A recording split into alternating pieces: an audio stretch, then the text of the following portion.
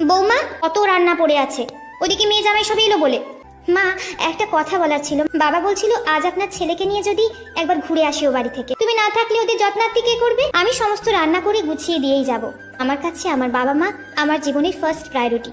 তারা তাদের অর্থ এবং শ্রম দুটোই আমার পেছনে দিয়েছে বলেই আমি এত বড় হয়েছি। এখন আমার সময় হয়েছে তাদের কিছু ফিরিয়ে দেবার। সন্তান হিসেবে এটা আমার কর্তব্য। আর এবাড়ির বউ হিসেবে যে কর্তব্যগুলো আছে সেগুলো, ওই তো একটা ছোট্ট স্কুলে বাচ্চাদের পড়াও। আমার ছেলের অগাধ টাকা দেখে গলায় ঝুলে পড়েছো। অনি, বাবা তুই আমাকে বৃদ্ধাশ্রমে রেখে আয়। কি?